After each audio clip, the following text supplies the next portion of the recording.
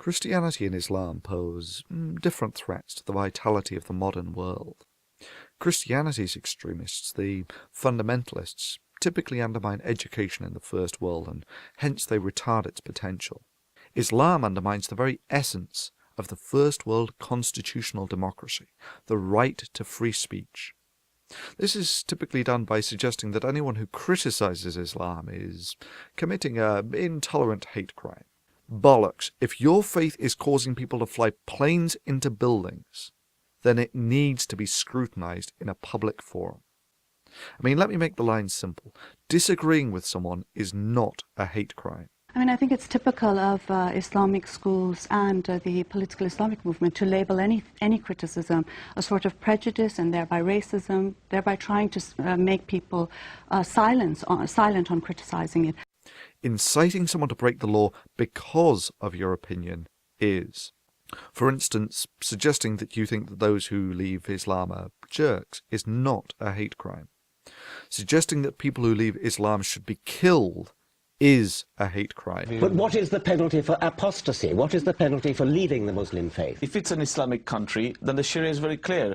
Apostasy is dealt with the death penalty. Thank you, that's all I want to hear. And yes, if that is a central tenet of your religion, then the very practice of your religion is a hate crime in a modern first world country. The virility of free speech is arguably a prime factor in determining both the health and worth of this forum, just as it is for determining the health of a first world constitutional democracy. I personally have a band of both vigorous and at times vicious critics, yet I understand that if I had the power to silence them, and I did silence them, that this would simply corrode the worth of this forum and the integrity of anything that I said on it. For an idea that can survive the harsh eye of public scrutiny of thousands is infinitely more valuable than an idea that can tolerate the criticism of none. Yes, YouTube is a company who will inevitably serve the bottom line.